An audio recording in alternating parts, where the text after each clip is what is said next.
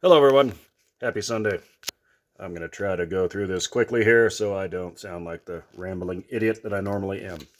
And pardon me if I sound frothy, I'm getting over a cold, which is extremely common. You're pretty much sick the whole winter season when you live in Colorado, because one day it'll be -5, the next day it's 75 degrees, so such is life. Anyway, so this video here is going to reflect something. I had a conversation with one of my friends this morning, meaning Bob over at Rab's Trains.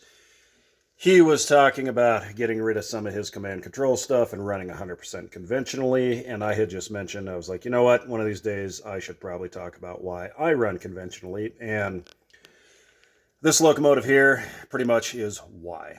And here we go. So let's rewind back to the year 1994. Okay, so I've been out of high school a couple of years. I've got a good job. I've got some money. I am down at my local hobby shop, and which was called Caboose Hobbies. You guys can look that up. It was, for a while, the largest all-terrain store in the entire world, and it was located right in downtown Denver. Anywho, he had two things there that I was looking at. One was a TMCC Lionel, obviously, -8. The other was this Santa Fe Proto sound by MTH. Okay, so he demonstrated that TMCC engine for me with his TMCC system, and I was thoroughly impressed. Then he brought this thing up, which basically had all of the same features and did not need a separate control system, meaning a command system. Okay. So this guy here has something pretty rare. It's called, probably the only guy out there who's going to know what I'm talking about, and it's because he has a video about it, is Nicholas over there at Warden Entertainment. This one was factory equipped somehow with Proto Deluxe, okay? So this was a top-of-the-line, fully featured Proto sound system back in the day, okay? They did not use this very long, and I'll show you why here in a second, all right? So this guy here, let me show you something here. Oh, so we got to flip him over. Let me see if I can turn the volume down here, because if not, this thing will be loud as shit. Okay, so let's get a little bit of sound. All right, that should be a little bit of sound. Okay. See over here, you have your switches, right? All MTH engines have switches underneath. The only difference is this has one that says on and off. What's that mean? Watch.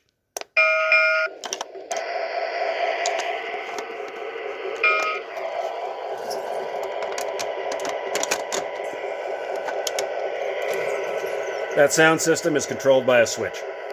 Okay, here it going. Pretty weird. Once you power up the transformer,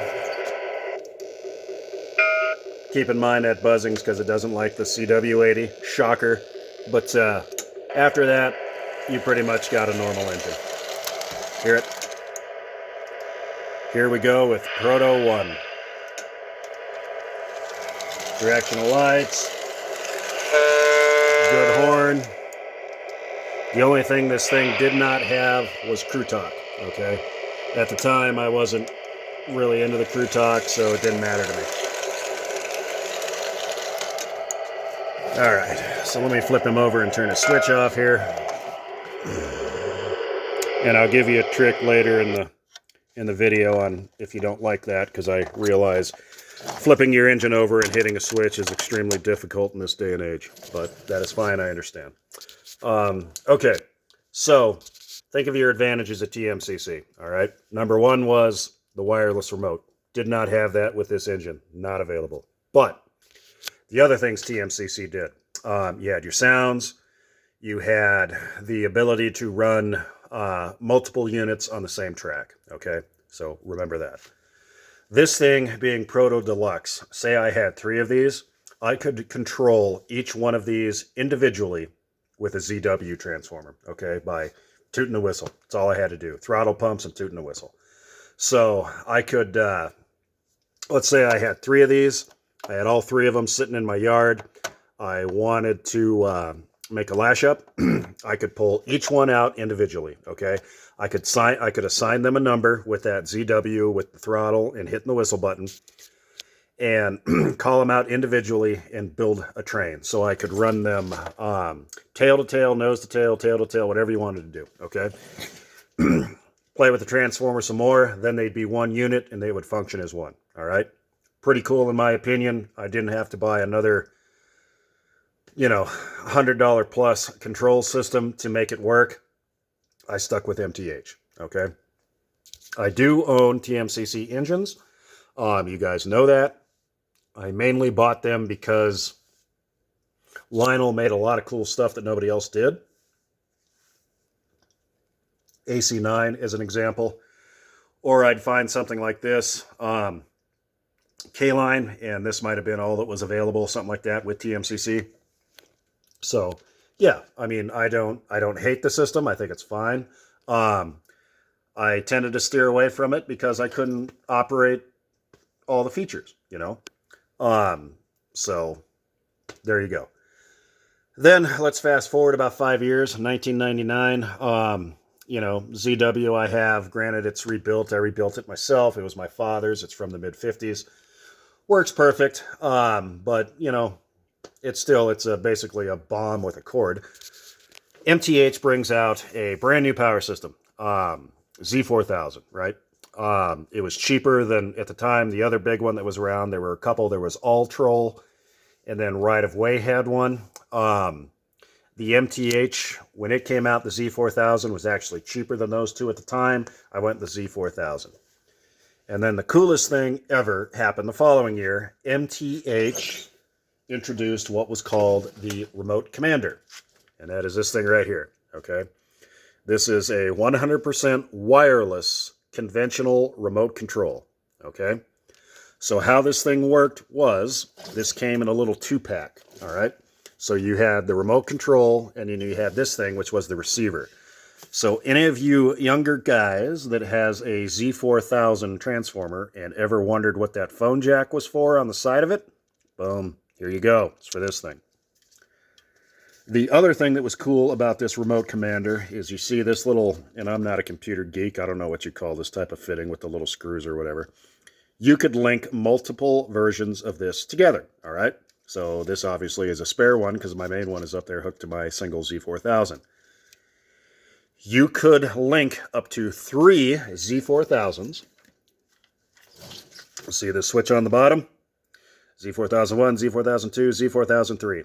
So with this single controller, you could control 6 separate tracks, okay?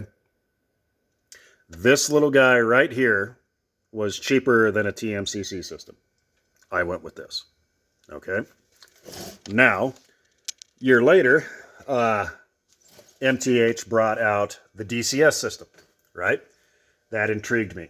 I was like, okay, maybe I'll look at this. Then I found out that the two systems kind of didn't talk to each other, and it kind of turned me off to it. So I was like, nah, all right. I still tried a couple of MTH Proto 2 engines. Both of them died within 5 years. I was able to fix one, so no big deal. It runs. It's that DM&IR GP38-2 that you've seen in a couple of my run sessions. But the other one was a big Union Pacific engine. It died. It truly died. So take that into perspective there, okay? Between my MTH stuff, and keep in mind I do sell things, so MTH and my Williams and even some of my Weaver stuff, I've had 50 to 60 units that had Proto 1 or QSI sound. I had one failure. One failure. I bought 2 MTH Proto 2 engines. Both failed within 5 years. Like I said, I was able to fix one, and that was just recently. But anyway, turned me off to Proto 2. Never bought any. Never bought them again. All right. I haven't tried a Proto 3. Maybe someday I will. One thing I did like about Proto 2 and Proto 3, you can still access quite a few of the features conventionally, meaning crew talk, crew dialogue, PFA, couplers, stuff like that. All right. I will probably never own a legacy engine. I will never own a legacy system. I won't pay what that costs right now for the 990. I realize it's probably the better of the two systems, but it's just not for me. And to me, it just Lionel offering multiple control systems to me is just dumb. You know, even if you have like a legacy engine, you can't access all the features with TMCC. That, I don't know, that just doesn't make sense to me. So why you would have, what does Lionel have? Like 5 different command systems. You got TMCC, Legacy, Lion Chief Plus, Lion Chief Plus 2.0. But hey, you know, if you buy our brand new thing for $500 friggin' dollars, then you can run all of them. No thanks. I understand a company needs to make money, but I'm an old school guy. I kind of like to just fire up a transformer and run my trains. Obviously, I'm pretty old school, so to me, that's fine. Nothing against the control systems. I know a lot of people run them. That's fine. Good for you. You know, I'm not going to knock them. I think they work perfect now. But at the time, I just didn't want to invest in more equipment. Okay? Hence why I run the way I run. I mean, I know I have TMCC stuff, and a lot of these things will never have, you know, a coupler fired, or they'll never talk or anything like that. I'm okay with that. It doesn't really bother me. You know, a lot of the times, like I have a lot of Williams, obviously, and then that little Rock Island RS3 there. That's an Atlas Trainman that is conventional, and I like running them conventionally. I don't mind not having sound sometimes. It's not that big of a deal to me. I know it increases realism and interaction with the model. I get that. But sometimes when I get home, I just want to hear the clickety-clack of a train going around in a circle. You know what I mean? Not to knock any of the other systems. It's absolutely fine. But anyway, back to this little guy, and then I will shut up, I promise. So if you like this model, but you don't like that switch, there's a way around that, okay? And I didn't read this. I figured this out myself. There's your J&W Electronics BCR. Right now in this, I have a rechargeable nickel metal hydride 8.4 volt battery, which is what I prefer over the BCRs, okay? And that's mainly because of price. If you run this guy in this locomotive, after a minute, the capacitance runs out of this, and this sound will shut off without having to deal with that switch, okay? So if any of you guys see this first generation MTH Proto GP9, which actually is a really nice model, these are Korean, Samhongsa built. This thing's going to last you forever. It's heavy duty as hell, okay? Will last forever. If you don't want to deal with that switch, another $25, you're good. You don't have to worry about it, all right? Well, anyway, sorry about my little rant there, and I'm not, like I said, I'm not ragging on anybody or what their choices are in this hobby. You do whatever you want to do. I happen to just take the simple path when I originally got into this. So, I hope you got something out of that. I appreciate every one of you that watches, and I hope you enjoy the rest of your Sunday. I'll catch you on the next one. Later.